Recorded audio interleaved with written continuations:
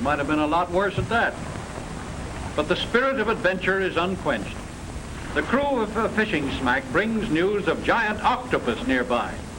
Can't afford to miss a chance to photograph one of these elephant spiders of the ocean floor.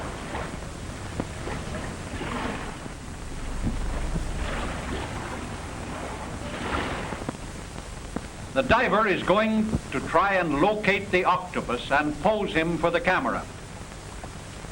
The ocean floor is a dream world, silent, vast, mystic, unreal, lonely beyond words, beauty that haunts one, majesty all its own, inhabited by strange, weird creatures like this great sea anemone, so named because it looks like the windflower.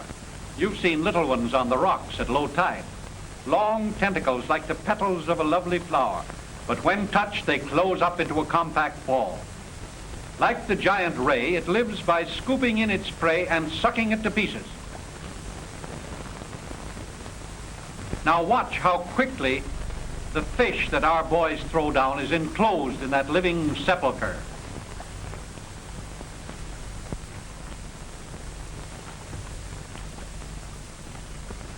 But the study period is rudely interrupted. The cameraman, ever on the watch, sees a great hammerhead shark circling about too close behind the diver for safety. Must get him up and destroy the menace so everybody takes a hand. Well, this shark business is getting on their nerves. They spoil all the fun.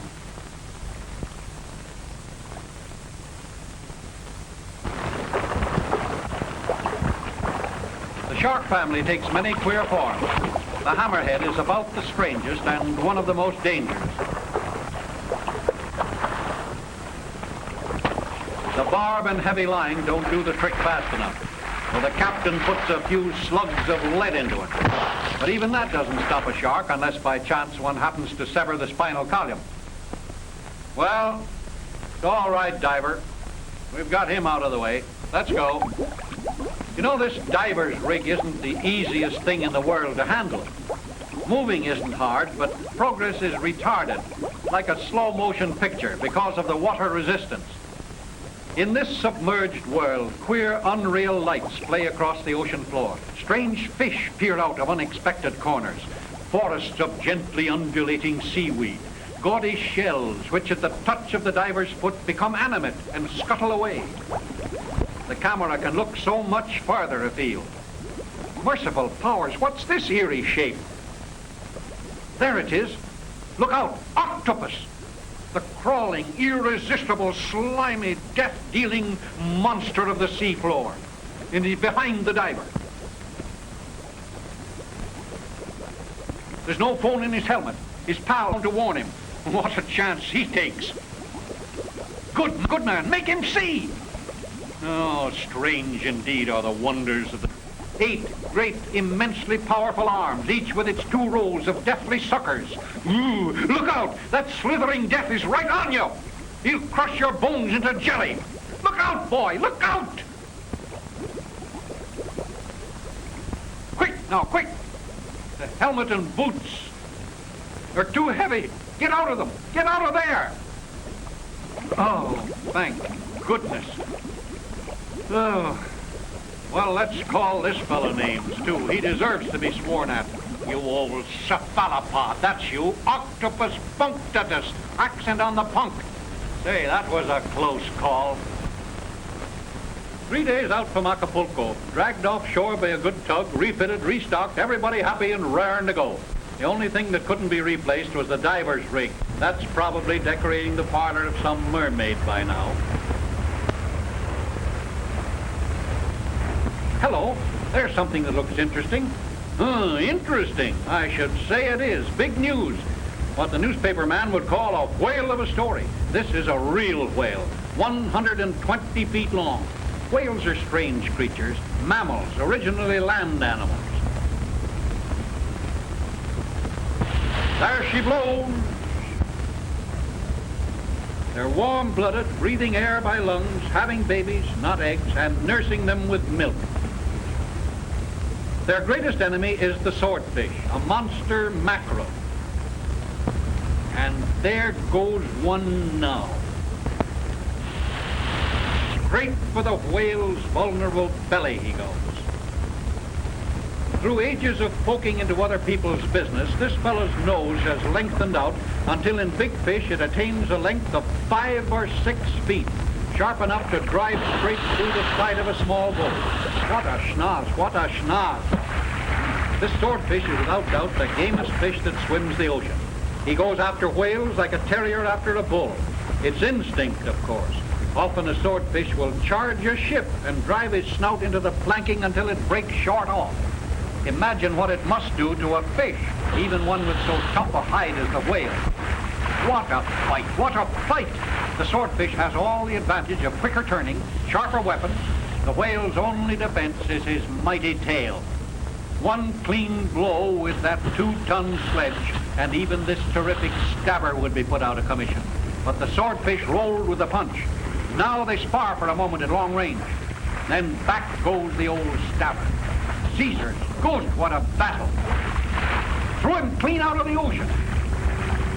Friends, no one has ever been lucky enough to photograph any such fight as this before. But the race is not always to the swift, nor is the battle always to the strong. Remember David and Goliath. Oh, this is terrible. Leviathan enraged. Dangerously wounded. Well, there can be only one end to this fight. Our boys decide to put the gallant old monster out of his misery. For this attack might go on for days.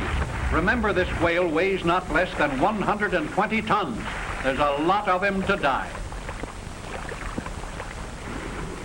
This is risky work. It takes nerve to go in under those terrifically slapping tails and put a harpoon into the poor old beaten monster. But they're going to do it. Now. Zam! This new irritation sends the giant off on a new tack. Up he comes and out he goes. Look out for sharks, boy. Poor old whale. What a tragedy of the sea. How many times this happens, no one will ever know. There isn't always a camera so handy to record the battle. And even when our boys have captured the whale, the villains still pursued her. They signal a commercial whaler way off to leeward, as there's no hope of salvaging the valuable oils and fats of the huge windfall. They tell her to come a-running before the prize collapses and sinks. Once the breathing ceases, the huge body can no longer stay afloat. The whaler's fish captain gets ready his harpoon gun, the Sven Foyn gun, invented by a Scandinavian of that name. Come on, men, come on, get it over with. The poor devil's dying. The same old story. We must be cruel only to be kind. Now, give it to eat!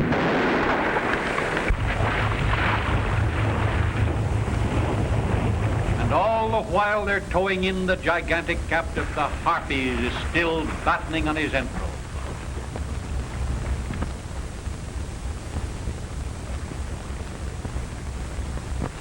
This Christmas present is worth at least $3,000 to the whaler. Now get the airline out, boys. Pump in the air. Don't let him sink now. Ooh, look at those great gaping wounds made by that demon of a swordfish. Fish from hell, that's what you are. You certainly had a lot of nerve tackling the big, strong feller.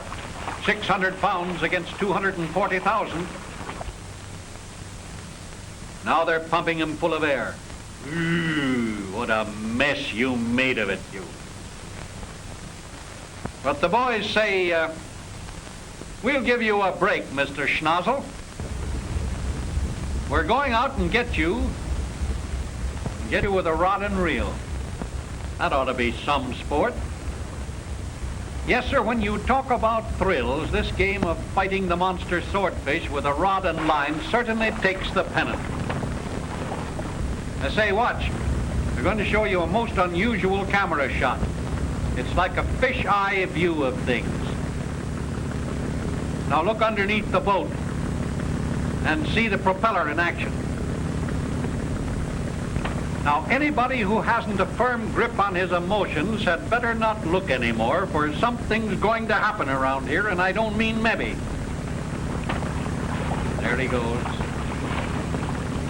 You old boys who can remember the thrill that came when first you felt a tug at the cork on your line in the old mill pond when a 6-ounce perch grabbed your worm, maybe you can figure this thrill.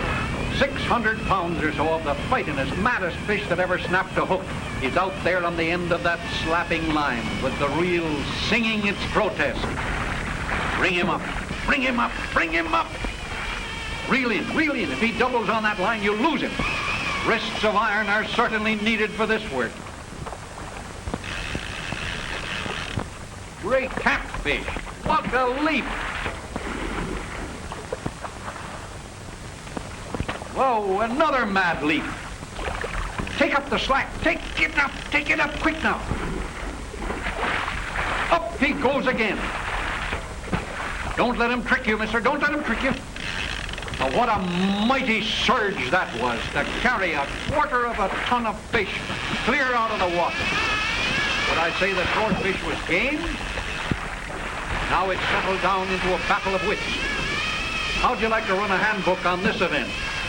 The fish knows that his only chance is to leap and turn in the air and try to foul the line so that he can double back on it and snap it off.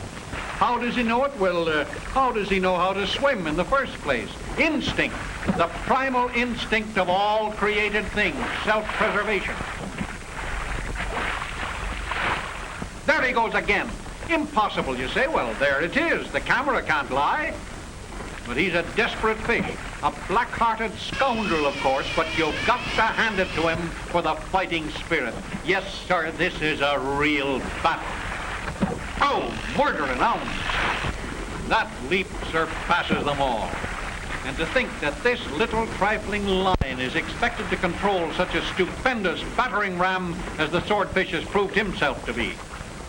It's just one desperate leap after another, and each time the human adversary must be on his toes, ready to reel in, to slack off, to play this brute as you would a mountain trout. But he's got to end sometime. He's bound to tire himself out at that rate. It looks to me as if he'd just about shot his bolt now. Steadily, slowly, patiently, but relentlessly, the captor is bringing the floundering demon closer and closer to the boat. Ah, this is going to be something else again, Morris. It's all well enough to hook him and play him in close, but what kind of man is this who thinks he can gaff this demon? Don't lose him, feller, don't lose him.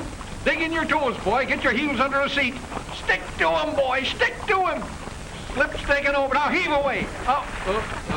Afraid you're going clean out of your class, old chap. Now you got him again. Put a twitch on his nose, boy. Ride him, cowboy. Now look out for his heels. Well, schnoz or no schnoz, no darn fish that ever swum can get the best of me. Whoopee! And that is that.